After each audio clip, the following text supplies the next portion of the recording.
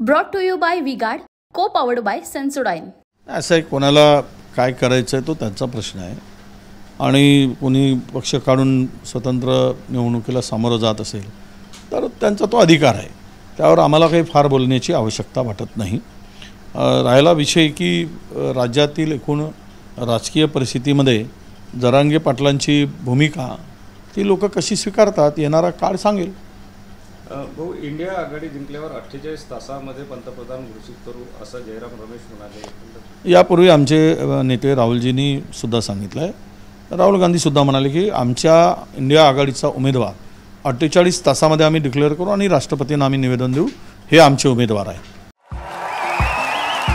देखिए, उनका काम है अफवाह से गर्मी बढ़ाना और हमारा काम है माहौल को ठंडा रखना।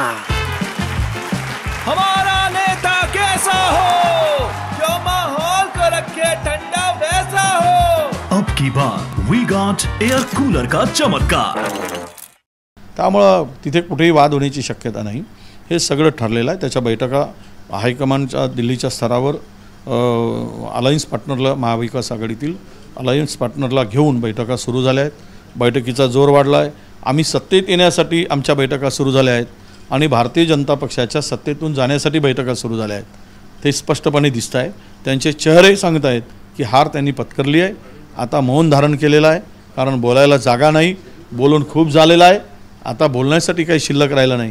त्याचा पश्चाताप कदाचित होत असेल, म्हणून त्या पद्धतीनं त्यांचं काम सुरू झालं आहे। परतीचा प्रवास त्यांचा सुरू झाला आहे आणि आगमनाचं आमचा काम आता 4 तारखेनंतर सुरू होणार आहे। त्याची पूर्ण तयारी आम्ही केलेली आहे। किमान आम्हाला 340 जागेच्या आसपास इंडिया आघाडीला मिळतील, हा अंदाज तुम्हाला उद्या मतदान झाल्यानंतर ज्या संपूर्ण सर्वे येईल त्यामध्ये तो दिसेल।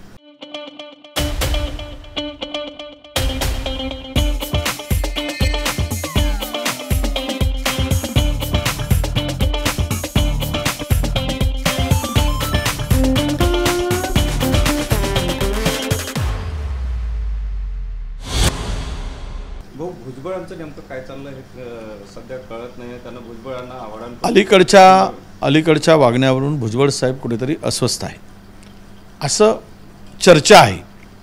तसेही भुजबळ ज्या कुशीतून उभे झाले आणि जो विचार आत्मसात केला आहे तिकडे भुजबळ साहेब राहणं हे काही त्यांच्या एकूणच पद्धतीला ते डायजेस्ट होणार नाही आणि म्हणूनच त्यांची अस्वस्थता काही गोष्टीतून दिसते आहे।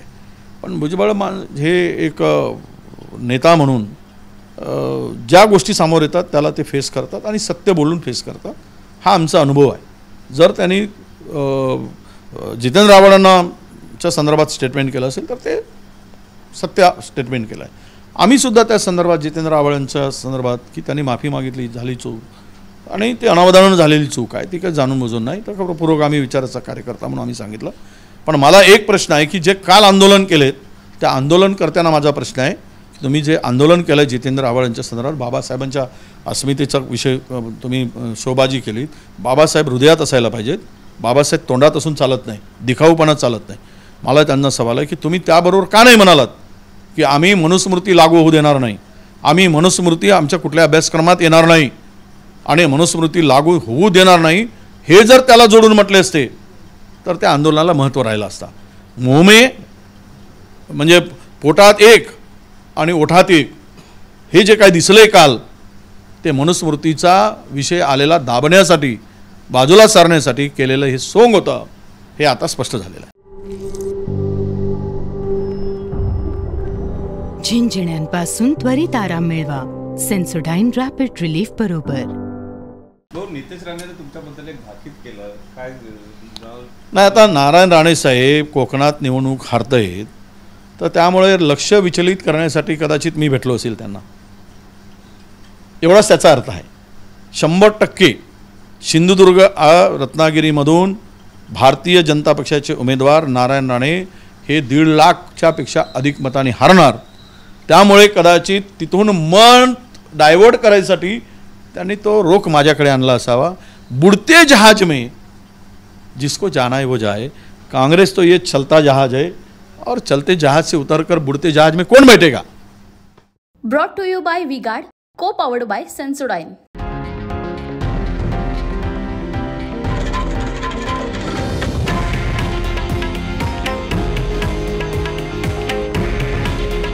हे आहे देशातील नंबर 1 न्यूज नेटवर्क आणि आपण पाहत आहात TV9 मराठी. काळजी तुमची, हित महाराष्ट्राचं.